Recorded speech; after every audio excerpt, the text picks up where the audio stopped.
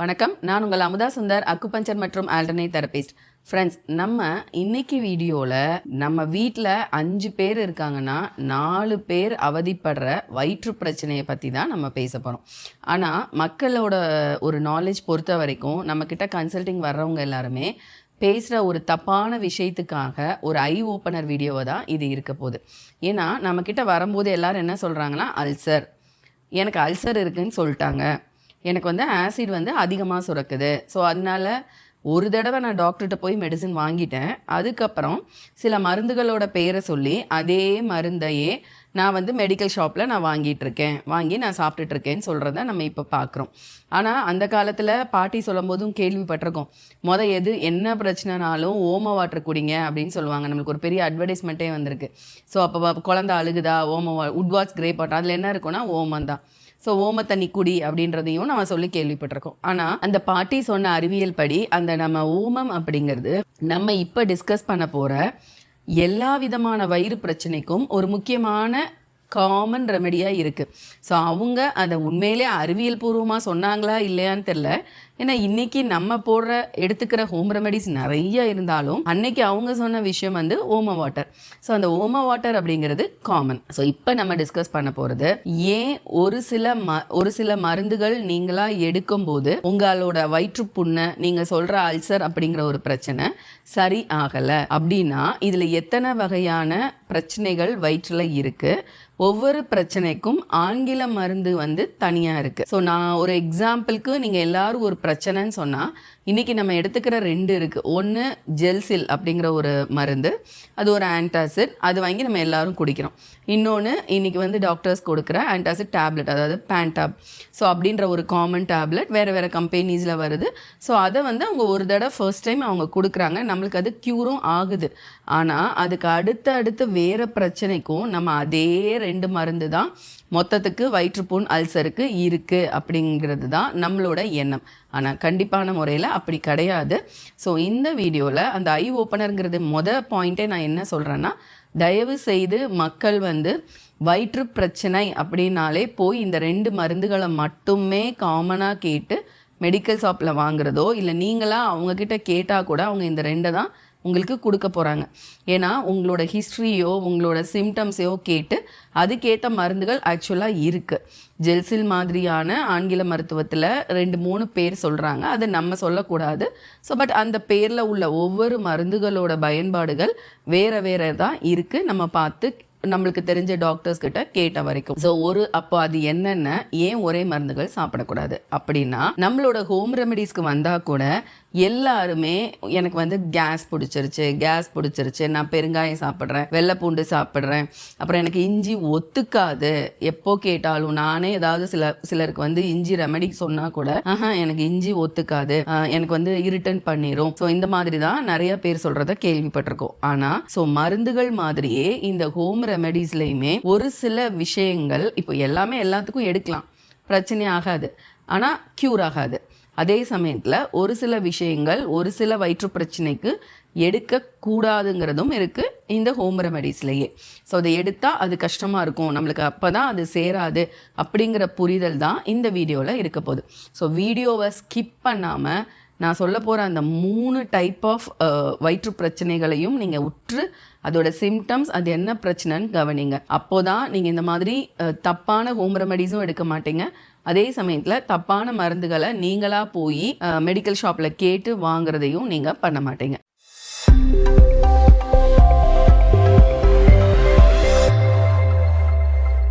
So இதில் first ஒரு பிரச்சனை இருக்குது. அது என்னென்னா அல்சர், அதாவது எனக்கு கேஸ்ட்ரைட்டிஸ் அப்படின்னு சொல்லிட்டாங்க. ஸோ எனக்கு வயிறு வலி இருக்குது, வயிற்றில் புண்ணு இருக்குது, ஸோ அப்படின்னு சொல்கிறத நம்ம கேள்வி பண்ணுறோம். பெரும்பாலான கட்டங்களில் இந்த நம்பர் 1, இந்த டைப் இதுக்கு முக்கியமான ரீசன் ரொம்ப அடிக்கடி சாப்பிடாம விடுறது, ரொம்ப லாங் டைம் ஃபாஸ்டிங் இருக்கிறது, அண்ட் அதே மாதிரி ஸ்ட்ரெஸ். மெயினாக ஸ்ட்ரெஸ் ஒரு பெரிய ஃபேக்டராக இருக்குது இந்த முதல் வகையான பிரச்சனையில். இந்த பிரச்சனைக்கு தான் நம்ம யூஸ்வலாக எடுத்துக்கிறது நீங்கள் டெய்லி ரெகுலராக குடிக்கிற அந்த ஜெல்சில். ஸோ அந்த ஜெல்சில் அப்படிங்கிறது என்ன பண்ணுதுன்னா நம்மளோட உடம்புல வந்து இப்போ நீங்கள் ஸ்ட்ரெஸ் ஆனாலோ இல்லைனா அந்த ஸ்டொமக்கில் இன்ஃப்ளமேஷன் வீக்கங்கள் வயிற்று ஃபுல்லாக அது வயிற்றுக்கு நடுவில் எங்கே வேணால் இருக்கலாம். ஸோ ஒரு இன்ஃப்ளமேஷன் வர்றதுனால உங்களால் சாப்பிட முடியாது, ஏன்னா ஆசிட் அதிகமாக இருக்குது. கொஞ்ச நாளில் அப்படியே அந்த ஆசிட் வந்துட்டு நம்மளுக்கு லைனிங்லேயும் போய் அரிக்க ஆரம்பிக்குது. ஸோ அல்சருக்கு முந்தின ஸ்டேஜ் தான் இந்த கேஸ்ட்ரைட்டிஸ். ஸோ இதை நம்ம முத்த விட்டால் தான் அந்த அல்சர், பெப்டிக் அல்சர் அப்படிங்கிற ஒரு பிரச்சனை தீவிரமான ஒரு பிரச்சனைக்கு போகுது. அது அடுத்த வெரைட்டி. ஸோ அப்போ ஃபஸ்ட் நம்மளுக்கு ஜென்ரலாக வயிறு புண்ணாகும் போதே நம்மளுக்கு வந்து ஒரு இரிட்டேஷன் இருக்கும், சாப்பிட்டா எரியும், எதுக்களிப்பு இதில் கொஞ்சமாக ரொம்ப எதுக்களிப்பு இருக்காது, பட் எரிச்சல் இருக்கும். இதில் இந்த டிஃப்ரென்ஸ் பார்த்திங்கன்னா எதுக்களிப்பு இருக்கிறது, இந்த இன்ஃப்ளமேஷன், இந்த கேஸ்ட்ரைட்டிஸ் பிரச்சனை கிடையாது. ஸோ இதில் ரொம்ப ரேர் கேசஸில் தான் அந்த எதுக்களிப்பு வயிறு முட்டை சாப்பிட்டா. ஆனால் ஜென்ரலாக இதில் வந்து வயிறு வலி தான் இருக்கும். சாப்பிட்டா லூஸ் மோஷன் அப்படியே செரிக்காமல் வந்து லூஸ் மோஷனாக போகும். சிலருக்கு வந்து நாசியா, வாமிட் வர்ற மாதிரியான ஒரு ஃபீல் இருக்கும். ஸோ இதுதான் வயிற்றுப்புண்ணில் முதல் கேட்டகரி. ஸோ இதுக்கு என்ன பண்ணுவாங்கன்னா, நம்ம உடம்புல ஆசிட் நிறையா இருக்கனால யூஸ்வலாகவே நம்ம படிச்சிருக்கோம் இல்லையா, அமிலம் காரம் அப்படிங்கிறத 2 தன்மை பார்த்துருக்கோம். ஸோ இப்போ அமிலத்தன்மை அதிகமாக இருக்குன்னா நம்ம காரத்தன்மை கொடுத்து அதை வந்து நியூட்ரலைஸ் பண்ணுவோம். அதாவது நம்மளோட பிஹெச், நம்ம வயிற்றோட பிஹெச் கரெக்டாக இருக்கணும். ஸோ அது ரொம்ப அமிலமாகவும் இருக்கக்கூடாது, ரொம்ப காரமாகவும் இருக்கக்கூடாது. இப்போ ரொம்ப ஆசிட் வந்து ஃபார்ம் ஆகவும் ஹெச்சிஎல்லாம் நிறையா சுரந்து நிறைய என்சைம்ஸ் அதிகமாக சுரக்கும் போது உங்களோட வயிறு வந்து சுத்தமாக வந்து ரொம்ப அசிடிக்காக இருக்குது. ஸோ அதுதான் பிரச்சனை, இன்ஃப்ளமேஷன், வீக்கங்களை உண்டு பண்ணுது. ஸோ இதுக்கு தாராளமாக நீங்கள் ஜெல்சில் அப்படிங்கிறதையும் நீங்கள் போய் டாக்டர் உங்களுக்கு கொடுத்த அந்த ஆன்டாசிட், அதாவது பேண்டாப் மாதிரியான டேப்லெட்ஸ் இதுக்கு மட்டும்தான் பொருந்தும்.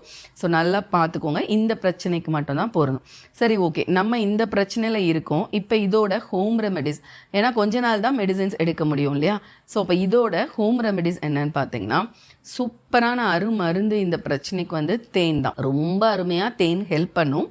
பட் நீங்கள் டயபெட்டிக்காக இருந்தால் கூட ஒரு 10 நாள் வந்து சில காம்பினேஷன்ஸ்லாம் எடுக்கும்போது இந்த தேன் இவ்வளோண்டு சேர்க்கறதுனால உங்கள் சுகர் வந்து கூட போகிறது கிடையவே கிடையாது. நீங்கள் சாப்பிட்ற மித்த எவ்வளோ விஷயங்களோட கம்பேர் பண்ணும்போது இது ரொம்ப ஒரு மருந்தாக தான் இந்த விஷயத்துக்கு செயல்படுது.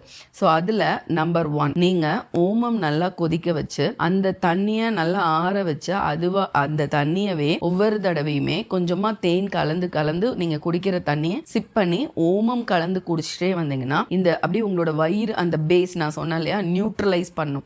அதை வந்து ஒரு ஷீல்டு பண்ணும், அதை வந்து ஒரு கவர் பண்ணணும்னு வச்சுக்கலாம். ஸோ அந்த மாதிரி கவர் பண்ணி நீங்கள் சாப்பிட்ற சாப்பாடு வந்து உங்களுக்கு எரிச்சல் ஊட்டாமையும் அந்த ஓமமும் தேனும் நாளடைவில் உங்களோட புண்ணை வந்து ஆற்றும். இது எப்போ எடுக்கலாம்னா சாப்பிட்டதுக்கு அப்புறமே எடுக்கலாம். ஏன்னா பொதுவாக இந்த வயிறு இந்த ஸ்டொமக் இன்ஃப்ளமேஷன் இருக்கும்போது எப்பயுமே சாப்பிட்றதுக்கு முன்னாடி எந்த ரெமெடிஸும் எடுக்காமல் சாப்பிட்டதுக்கு அப்புறம் எடுக்கிறது தான் ரொம்ப நல்ல விஷயம். இது வந்து ஒவ்வொரு வேளையும் சாப்பாட்டுக்கு அப்புறமே நீங்கள் எடுத்துக்கலாம். அண்ட் இன்பிட்வீன், அதாவது ஒரு காலையில் 11 to 12 அந்த மாதிரி, இல்லைன்னா 4 to 5 பாலை நீங்கள் தவிர்த்துட்டு தேங்காய் பாலோட ஹனி சேர்த்து நீங்கள் எடுக்கலாம். ஸோ தேங்காய் பால் இந்த பிரச்சனைக்கு ஒரு ஆல்கலைன் வாட்டர் நம்மளுக்கு தெரியும். ஸோ ஒரு பேஸ், அது நம்ம சொன்ன மாதிரி ஆசிடுக்குரிய ஒரு நியூட்ரலைஸ் வந்து ஒரு பேஸ். ஸோ இந்த தேங்காய் பால் இதுக்கு ஒரு அருமருந்தாக இருக்கும். ஸோ அப்போ இந்த இடத்துல நம்ம சொல்லியிருக்கிறது ஓமம், அதுக்கப்புறம் தேங்காய் பால், அப்புறம் சாப்பாடு எனக்கு எதுவுமே சேரலை வயிறு வலிக்குதுங்கும் போது நல்லா பார்லி பொடி பண்ணிவிட்டு அதை கஞ்சி பண்ணி அதில் கொஞ்சம் தண்ணியாக பால் ஊற்றி, இன்ஃபேக்ட் அதுலேயே கொஞ்சோண்டு ஒரு 1/2 டீஸ்பூன் 1 டீஸ்பூன் தேன் கலந்து அதை நீங்கள் எடுத்தால் கூட உங்கள் வயிறு வந்து அவ்வளோ நல்லா வந்து ஸ்மூத்னிங் ஆகுறது, அந்த பெயின் இல்லாமல் இருக்கிறத உங்களால் பார்க்க முடியும். அண்ட் கண்டிப்பாக நீங்கள் வந்து ஸ்ட்ரெஸ்ஸை குறைச்சே ஆகணும். ஏன்னா அந்த டைமில் இன்னும் அதிகமாக ஸ்ட்ரெஸ் இருந்துகிட்டே இருக்கும்போது இன்னுமே உங்களுக்கு ரொம்பவே அந்த ஆசிட் சுரந்துட்டே இருக்கும். நீங்கள் என்ன தான் பேஸ் கொடுத்துட்டே இருந்தாலும் எவ்வளோ தான் பேஸ் கொடுக்க டெய்லி நீங்கள் ரொம்ப ஸ்ட்ரெஸ் ஆகிட்டிங்கன்னா மறுபடியும் அந்த HCl ரொம்பவே இதாகிட்டே இருக்கும்.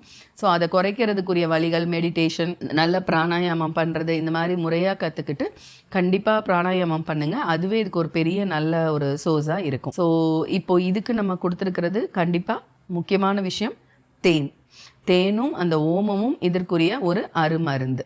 அண்ட் அதுக்கப்புறம் பார்த்திங்கன்னா நம்மளோட மணத்தக்காளி, நல்ல கசப்பு சுவை உள்ள எல்லாமே வந்து இந்த பிரச்சனை புண்ணை ஆற்றும் அப்படிங்கிறத நம்ம கேள்விப்பட்டிருக்கோம். ஸோ இந்த மணத்தக்காளியை வந்து கொஞ்சமாக தண்ணி விட்டு நல்லா கொதிக்க விட்டு அதை கொஞ்சம் வடிகட்டி இளநீர் கூட கலந்து, அது நல்லா ஆறுனதுக்கு அப்புறமா இளநீர் கூட கலந்து, இந்த 11 to 12 நான் சொன்னேன் இல்லையா, ஸோ அந்த டைம் ஒரு நாள் விட்டு ஒரு நாள் இந்த ஒரு மணத்தக்காளி ப்ளஸ் இளநீர் இந்த கலந்த அந்த ஒரு பானமை நீங்கள் ரெகுலராக எடுத்துகிட்டு வரலாம். ஃப்ரெண்ட்ஸ், இந்த ஒரு கசப்பு வந்து அவ்வளோ ஒரு பெரிய அருமருந்தாக இருக்கும் இந்த பிரச்சனைக்கு. அதுக்கப்புறமா நீங்கள் யூஸ்வலாக நம்ம எடுக்கிற அதிமதுரம், இந்த பொடிகள் அப்படின்னு பார்த்தாலே எல்லா பிரச்சனைக்கும் காமனான ஒரு தீர்வு வந்து அதிமதுரம் தான். ஸோ நீங்கள் நைட் படுக்கும்போது சாப்பிட்டதுக்கு அப்புறமா அதிமதுரம் வந்து 1 டீஸ்பூன் போட்டு, அதாவது ஓமம் வாட்டரை குடிச்சிட்டு கொஞ்சம் நேரம் கழித்து நல்லா 1 டீஸ்பூன் மிதமான சுடு தண்ணியில் அதிமதுரம் பொடி கலந்து நீங்கள் எடுத்துகிட்டு வந்தீங்கனாலும் இந்த புண் வந்து சீக்கிரமாக ஆற தொடங்கும். ஸோ இப்போ இதுதான் வந்து வயிற்றுப்புண். நார்மலாக வந்து எனக்கு வயிறு வலிக்குது, சாப்பிட்டாலே வயிறு வலிக்குது அப்படின்ற சொல்கிற பிரச்சனைக்குரிய தீர்வுகள். ஸோ இதுக்கு அடுத்து பார்த்தோம் அப்படின்னா, இது ரொம்ப கொஞ்சம் அப்படியே கவனிக்காமல் இதை ரொம்ப எக்ஸ்ட்ரீமாக முத்த விட்டதுக்கப்புறம் தான் அது வயிற்றோட லைனிங்கில் போய் ஒரு ஓட்டையாக விழுந்து உள்ள டெப்த்தாகவே ஆகுது. ஸோ அப்போ தான் வந்து பெப்டிக் அல்சர் அப்படிங்கிறது ஃபார்ம் ஆகுது. ஸோ அந்த கண்டிஷனில் சிலருக்கு வந்து ஹெச் பைலோரின்ற ஒரு பாக்டீரியாவும் அதில் வளர தொடங்குது. ஏன்னா வேறு எந்த ஒரு பாக்டீரியாவும் ஆசிடில் வந்து வளர முடியாது. ஆனால் இந்த ஹெச் பைலோரி மட்டும் என்ன பண்ணுமா, அது அதோட இடத்தையே வந்து பேஸாக, அதாவது நல்லா ஒரு காரத்தன்மை உள்ள இடமாவே மாற்றிக்கிட்டு அதில் நல்லாவே பல்கி பெருகுமா இந்த ஹெச் பைலோரி மட்டும்தான்.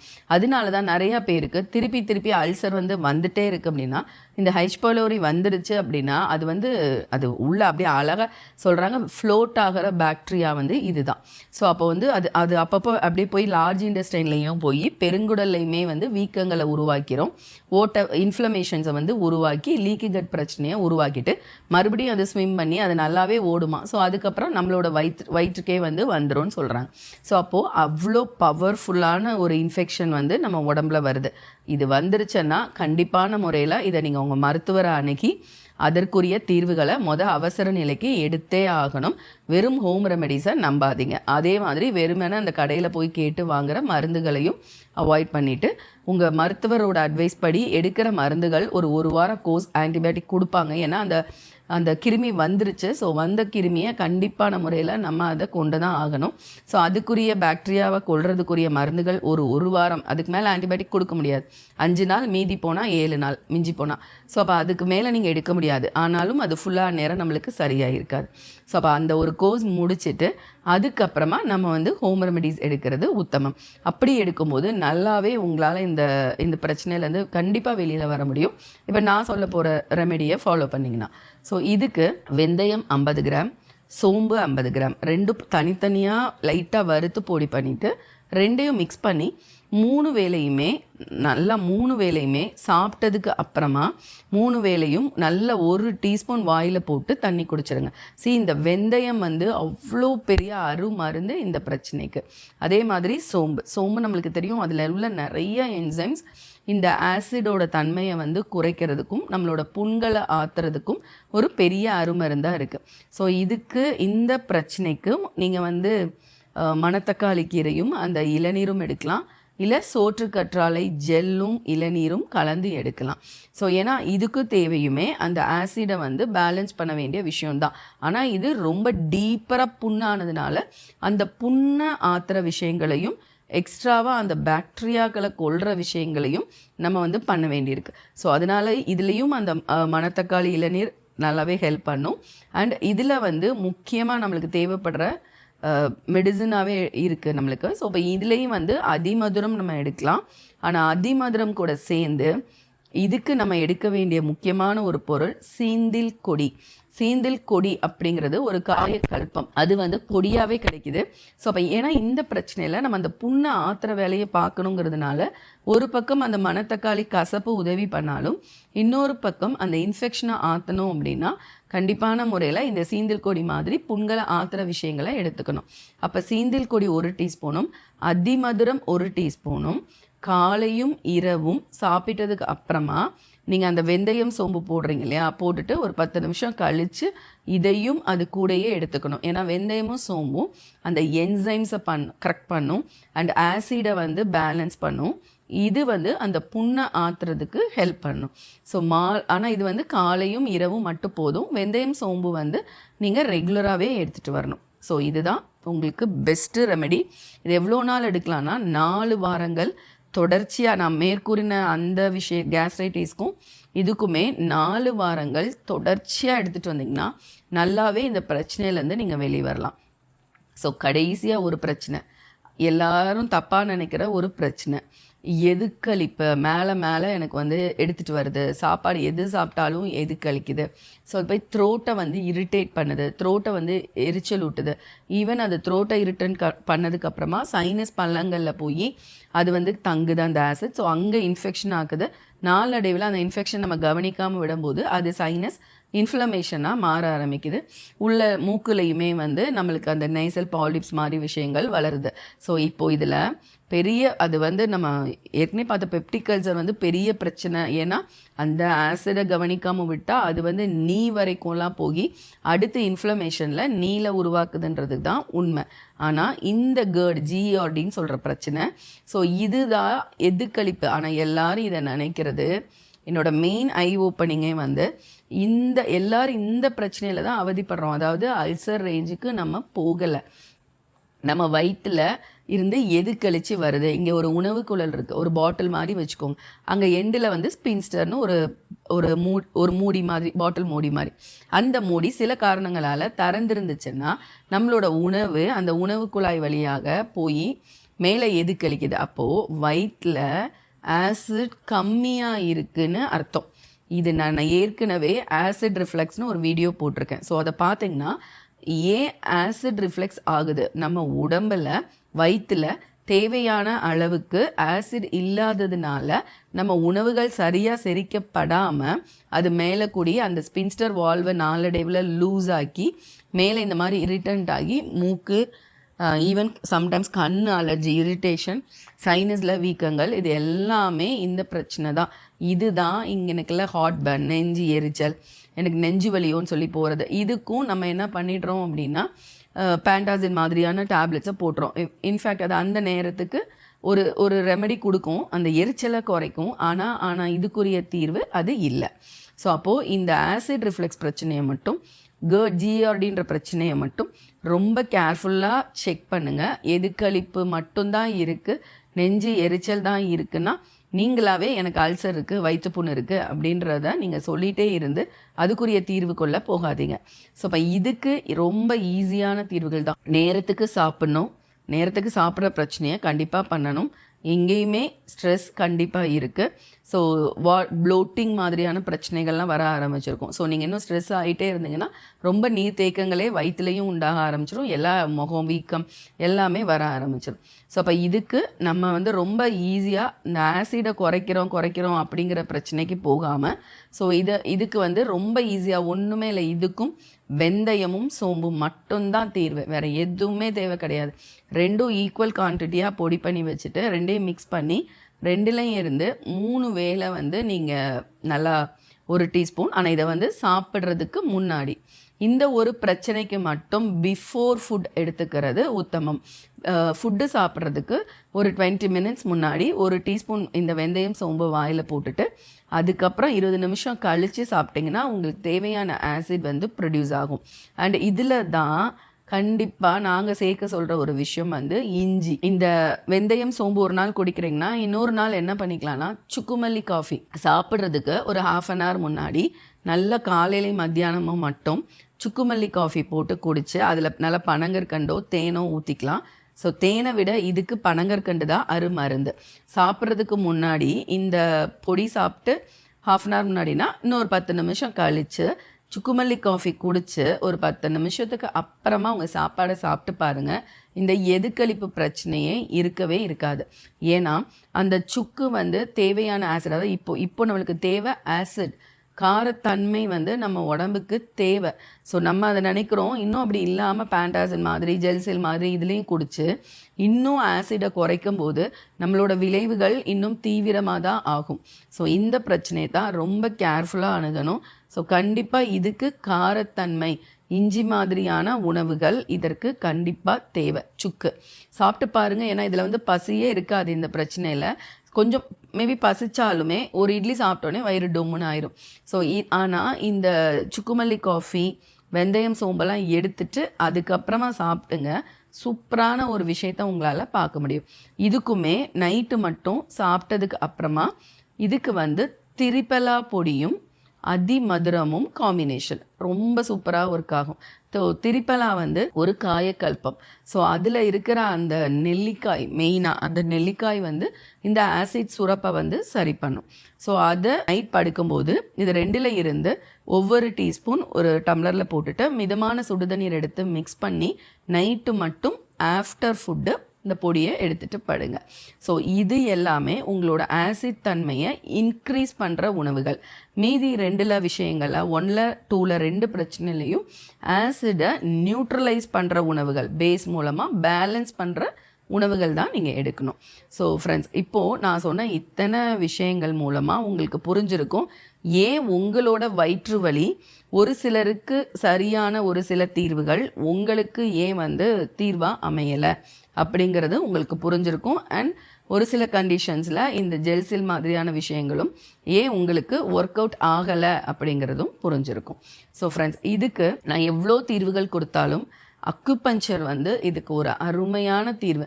தொடர்ச்சியாக நீங்கள் ஒரு 28 நாள் இப்போ நான் சொல்ல போகிற 5 புள்ளிகளையுமே மூச்சை இழுத்து விட்டுட்டு ஒரு 20 டைம்ஸ் ஒரு நாளைக்கு 2 வேளை நீங்கள் ப்ரெஸ் பண்ணால் எந்த விதமான வயிற்று வலியாக இருந்தாலும், காமனாக எந்த பிரச்சனை, இந்த 3 பிரச்சனையில் எதா இருந்தாலும் நான் சொல்ல போகிற அத்தனை புள்ளிகளையுமே நீங்கள் ரெகுலராக தூண்டிட்டு வரலாம். ஸோ இதில் நம்பர் 1 வந்து ஸ்டொமக் 36, ST36. இது காலில் இருக்குது. நான் லொக்கேஷன் கொடுக்குறேன். கரெக்டாக அந்த சூன் விரல் வைக்கிறதோடு தான் அந்த லொக்கேஷன் இருக்கும். அதை பார்த்து அந்த புள்ளியை மூச்சை இழுத்து விட்டு நல்லா இப்படி ப்ரெஸ் பண்ணுங்கள். ஒரு 20 டைம்ஸ் ப்ரெஸ் பண்ணுங்கள். அதுக்கு அடுத்த புள்ளி ஸ்டொமக் 45. இது காலில் விரலில் இருக்குது, பெருவிரலுக்கு பக்கத்து விரலில். ஸோ அதோட லொக்கேஷன் பாருங்கள். அதையும் இதே மாதிரி தூண்டிட்டு வாங்க. அதுக்கு அடுத்த புள்ளி ரெண்ட் 12. அதாவது இங்கே உங்களோட தொப்புள்ள இருந்து 4 விரல், அதுக்கப்புறம் ஒரு பெருவிரல். அந்த இடத்துல நீங்கள் இப்படி ஒரு அமுக்கம் கொடுத்தீங்கன்னா அங்கே நல்லாவே உங்களுக்கு பெயின் தெரியும். மூச்சை இழுத்து விட்டுட்டே அந்த புள்ளியை நீங்கள் வந்து 20 தடவை சுற்றி விடுங்க. டயபெட்டிக் பேஷண்ட்ஸ்க்கு கூட இது ஒரு வர்ம புள்ளி தான். ஸோ அவ்வளோ அருமையாக ஹெல்ப் பண்ணும் உங்களோட சுகர் லெவலை வந்து கட்டுக்கொள்ள வைக்கிறதுக்கு. அதுக்கு அடுத்த புள்ளி லிவர் 3. இது காலில் இருக்குது. பெருவிரலுக்கும் அதுக்கு பக்கத்து விரலுக்கும் நடுவில் உள்ள அந்த ஸ்பேஸில் ஒரு ட்ரையாங்கிள் போட்டால் அந்த எண்டில் இருக்குது. ஸோ அதோட லொக்கேஷன் நான் கொடுக்குறேன். ஸோ ரொம்ப அருமையாக லிவரையும் கண்ட்ரோல் பண்ணி லிவரையும் கரெக்ட் பண்ணணும் இந்த பிரச்சனைக்கு. ஸோ அதுதான் பைல்லாம் ப்ரொடியூஸ் பண்ணுது. ஸோ அந்த விஷயத்தையும் கண்ட்ரோல் பண்ணி உங்களோட வயிற்றுக்கும் அது, ஏன்னா லிவர் 3ங்கிறது எர்த் பாயிண்ட். அதாவது நம்மளோட அக்குபஞ்சரில் லிவரையும் நம்மளுடைய எர்த், அதாவது வயிறு மண்ணீரலையும் கனெக்ட் பண்ணுற ஒரு புள்ளி. ஸோ அந்த புள்ளி மொத்த ஓவராலாகவே டைஜஷனுக்கு நம்மளுக்கு ஹெல்ப் பண்ணும். இதுக்கப்புறம் உங்களுக்கு வந்து வாமிட், நாஷியா, அப்புறம் ஸ்ட்ரெஸ்ஸு அதிகமாக இருக்கு இல்லையா? ஸோ அந்த ஸ்ட்ரெஸ்னால தான் நிறைய ஆசிட் லெவல் இம்பேலன்ஸ் ஆகுது. ஸோ அதற்கு கையில் நடுவிரல்லேருந்து நேராக வந்தீங்கன்னா இந்த க்ரீஸில் இருந்து 3 விரல் இப்படி வச்சு முடிகிற இடம், இது வந்து PC6 அப்படிங்கிற ஒரு சூப்பரான மந்திர புள்ளின்னு சொல்லலாம். ஸோ இந்த புள்ளி நீங்கள் தூண்டும் போது ஒரு மாதிரி வாமிட் வர மாதிரி இருக்கிறது, வயிறு கொமட்டி வர்றதுலாம் ஃப்ரெண்ட்ஸ் நீங்கள் நம்ப மாட்டீங்க, ஒன்ஸ் அது வந்து சரியாகும். அந்த நேரமே உங்களுக்கு அந்த ஒமட்டெல்லாம் வந்து குறைய ஆரம்பிக்கும். பட் உங்களோட ஸ்ட்ரெஸ் லெவலையும் இந்த புள்ளி ரொம்ப அருமையாக குறைக்கும். ஏன்னா இந்த அல்சர் பிரச்சனை இருக்கிறவங்களுக்கு வர்றது ஃபெட்டிக், அதாவது ஒரு மாதிரி எனர்ஜி இல்லாமல் தலை சுற்றுறது, இதுதான் ஆரம்பிக்கும். ஸோ அந்த டைம் ஈஸியாக இந்த PC6 மட்டும் எனி டைம் நீங்கள் பண்ணலாம். உங்களுக்கு அப்படி வர்றப்போ நீங்கள் ப்ரெஸ் பண்ணிக்கலாம். மித்த புள்ளிகள் எல்லாத்தையும் டெய்லி 2 வேளை வந்து ப்ரெஸ் பண்ணிட்டு வாங்க. ஸோ ஃப்ரெண்ட்ஸ், அப்போது இந்த வீடியோவில் கிளியராக வயிற்றில் வர்ற 3 பிரச்சனைகள் இருக்குது. கொஞ்சம் தெளிவாக நீங்களே உங்கள் டாக்டர்ஸ் கிட்ட எனக்கு இந்த 3ல் எந்த பிரச்சனைன்னு கேட்குற அளவுக்கு உங்களுக்கு நான் விஷயங்கள் கொடுத்துருக்கேன். ஸோ அட்லீஸ்ட் அந்த ஒரு தெளிவாக வந்துட்டு அதுக்கப்புறம் நம்ம மருத்துவர்கிட்ட போனால் நம்மளுக்கு ஒரு குழப்பங்கள் இல்லாமல் இருக்கும். எனக்கு இந்த பிரச்சனை, எல்லாரும் அல்சரு பொண்ணுன்னு சொல்லாமல் அதற்குரிய டேர்ம்ஸ் நம்ம கரெக்டாக யூஸ் பண்ணி அதற்குரிய மருத்துவர்களை பார்த்து முறையாக நீங்கள் அணுகணுங்கிறதுக்காக தான் இந்த வீடியோ. மித்தபடி ரொம்ப சிவியர் கண்டிஷனில் வெறுமன ஹோம் ரெமெடிஸ் மட்டும் தயவு செய்து எடுக்காதீங்க. போய் 1 வாரம் உங்கள் டாக்டர் அணுங்க. ஏன்னா இந்த பிரச்சனை சீக்கிரம் தீர போகிற பிரச்சனை இல்லை. ரொம்ப ரொம்ப நாளைக்கு எல்லாருக்கும் க்ரானிக்காக இருக்கிற ஒரு விஷயம்தான். ஸோ பட் அந்த எமர்ஜென்சிக்கு கண்டிப்பாக போய் டாக்டர் அணுகிட்டு உங்கள் பிரச்சனைக்கு ஒரு வாரமாவது ஒரு தீர்வு எடுத்துட்டு அதுக்கப்புறமா நீங்கள் ரெமெடிஸ் எடுத்தால் அது திருப்பி வராமல் இருக்கும். ஆனால் கண்டிப்பான முறையில் அதை ஒரு 4 வாரம், ரொம்ப போனால் 100 நாள் ஃபாலோ பண்ணிட்டீங்கன்னா இந்த பிரச்சனை கண்டிப்பாக நீங்கள் வந்து மேனேஜ் பண்ண முடியும். உங்களால் கட்டுக்குள்ளே கொண்டு வந்துட முடியும். ரொம்ப எக்ஸ்ட்ரீமாக இல்லாமல் இருந்தால் கண்டிப்பாகவே முழுவதுமாகவே இந்த ஒரு பிரச்சனையிலேருந்து நீங்கள் வெளிவரலாம். அதே மாதிரி அந்த அக்குபஞ்சர் புள்ளிகளை நீங்கள் உங்களுக்கு பிரச்சனை சரியானதுக்கு அப்புறமும் இதை நீங்கள் தூண்டிகிட்டே வந்தால் கூட உங்களுக்கு செரிமான பிரச்சனையே இருக்காது. அண்ட் இதோடு சேர்ந்து இந்த வயிறு, லிவர், அதாவது நம்ம கல்லீரல், இது ரெண்டும் இந்த மாதிரி செரிமான பிரச்சனை வரும்போது அடுத்து பெருங்குடலில் போய் இன்ஃப்ளமேஷன் வரும். அப்போது நம்மளோட உணர்வுகளுமே மாறிக்கிட்டே இருக்கும். ஏன்னா ஒவ்வொரு பிரச்சனைக்கும் ஒவ்வொரு ஆர்கனுக்கும் ஒரு உணர்வுகள் இருக்குது. ஸோ அந்த மாதிரியையுமே நீங்கள் ரொம்ப நல்லாவே வந்து இந்த அக்குபஞ்சர் புள்ளிகள் மூலமாக கிளியர் பண்ணலாம். ஸோ ஃப்ரெண்ட்ஸ், மற்றொரு உபயோகமான வீடியோவில் சந்திக்கிறேன். நன்றி, வணக்கம்.